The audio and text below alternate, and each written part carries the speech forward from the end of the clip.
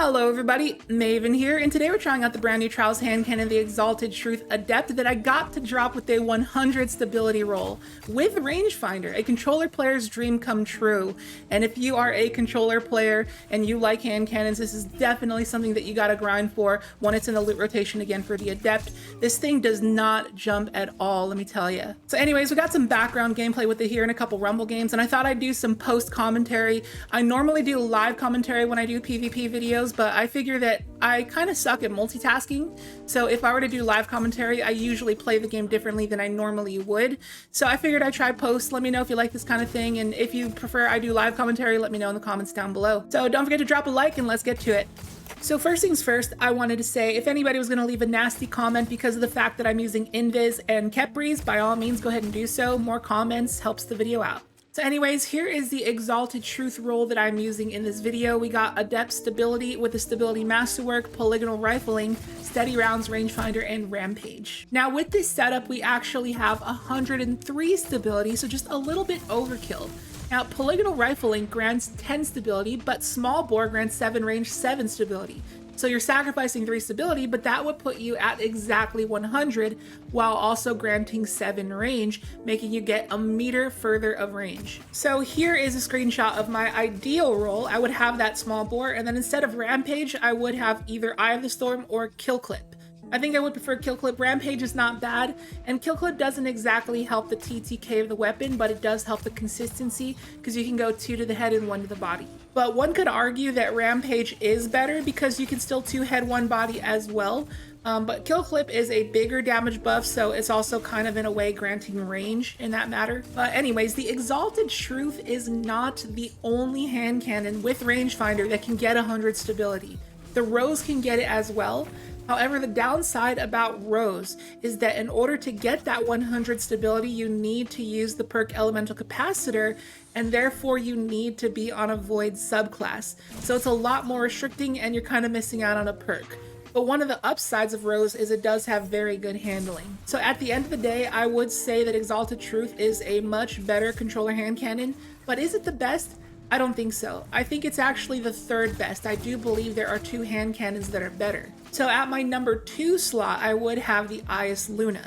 Now the Eyasluna doesn't get barrel options, it gets scope options. So you can have that steady hand and also increases the handling so it's a little bit snappier. However, the Eyasluna does not get 100 stability. The max it gets is 94, but I would say that any amount of stability above 90 is gonna feel very, very good on controller. But also the Eyasluna is gonna have a lot more range because of the fact that it has access to ricochet rounds. Exalted Truth cannot get ricochet rounds, and that's huge because ricochet rounds is easily the best mag option in the game. But it doesn't stop there because the Eyasluna has another huge perk to it in that it has very high base aim assist. It has 85. So you throw on a targeting adjuster mod, it ups it to 90, and then you use the perk moving target, which says when you're aiming down sights, you get granted plus 10 aim assist, and you know in every gunfight you're going to be aiming down sights. So that is 100 aim assist. The Eyasluna is borderline aimbot. So you could definitely argue that the Eyasluna is the best controller hand cannon in the game. I wouldn't argue with that. And luckily for me, I have this exact Eyasluna roll and I love it. However, for the number 1 hand cannon in the game for controller, in my opinion, and also MNK, is going to be the Palindrome Adept. No surprise there at all. The Palindrome is easily the best hand cannon in the game. If you compare its base stats to every other hand cannon, it just blows everything else out of the water. So with this roll here, you can get 65 range and 95 stability, which is absolutely ridiculous because my 100 stability Exalted Truth only has 48 range because I have to run steady rounds, which reduces your range. But the Palindrome also has access to ricochet rounds. And I doubt Bungie is going to put ricochet rounds in any hand cannon ever again because they don't want power creep to happen. So safe to say Palindrome is going to be the reigning king of hand cannons for the rest of Destiny 2's life. But what's also crazy about this roll is you could also have quick draw, so it's just going to feel better naturally. And then you could also have killing wind in that first slot as well to really help that range out. It's just nasty. So we end our game of Clash here on Javelin 4, drop 44 kills with a 3.6 efficiency. Not bad, not bad. Could have been better. I died a little bit more than I would have liked to, but still, I'll take it. So if you are an M&K player and you have never really used controller in Destiny 2, I encourage you to go and grab a hand cannon with full bore and see how easy it is to control it on M&K, and then plug in your controller and see how tough it is. The thing jumps to the moon. Now, I would say that stability doesn't really matter on full auto weapons. Like if you had a 10 stability SMG versus a 50 stability SMG, you really wouldn't notice the difference. But on hand cannons, it is so drastic. Even like a 5 to 10 stability difference, you will easily feel on hand cannons on controller. So because of this Exalted Truth's 100 stability, it is one of the crispiest hand cannons that I've ever used. And it's kind of revitalized my passion in hand cannons again, because I never really liked hand cannons after the 120 nerf.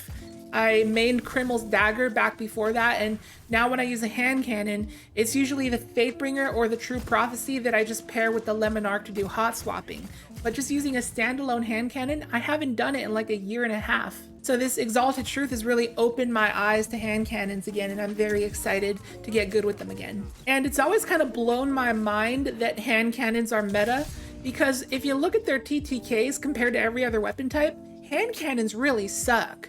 You know, if you look at the TTKs of pulse rifles and scout rifles and stuff like that, their TTKs are so much higher for being ranged weapons, you know? And hand cannons have like some of the worst TTKs, but I think the reason that they're meta is because of how versatile they are. You know, they're snappier. You can jump in the air with them. You can slide with them. There's less zoom so you can see more around you. They're just like more efficient weapons for more types of scenarios. So that is the reason why I think that they're worth using despite having a lower TTK. But I still have a special place in my heart for 120 RPM hand cannons just because they can 2 to the head, 1 to the body. So their 3-tap is going to be more consistent. And I think the fact that they'll have a slightly worse TTK is worth the trade-off for having the more consistent 3-tap. But anyways, kind of funny how this video wasn't really gameplay commentary and it was more of like a top 5 controller hand cannons video. But you know, it is what it is. So next time the Exalted Truth is available as the Adept in the Trials loot pool, I highly recommend farming it up. And if you suck at PvP and have a tough time going flawless, I recommend waiting until Monday when the non-flawless pool has been available for a couple days and the pool of players is greatly lessened. It should be a lot easier to snag that flawless. And it's already nearing the end of the video and I didn't even mention anything about my build. So, I mean, obviously I'm on Void Hunter with Khepri Sting. I got 100 mobility and 100 strength with tier 8 recovery and tier 6 intellect. And we're pairing the hand cannon with a Fractithis shotgun with quick draw and opening shot, and the Leviathan's Breath is my heavy of choice. And that pretty much does it for the video, so thank you so much for watching. I hope you enjoyed it. If you did, be sure to hit the like button and drop a comment because those actions really help the video out. And if you're new, I'd appreciate it if you subscribed. Feel free to leave some suggestions for what you want to see in future videos, and I'll catch you in the next one. Later.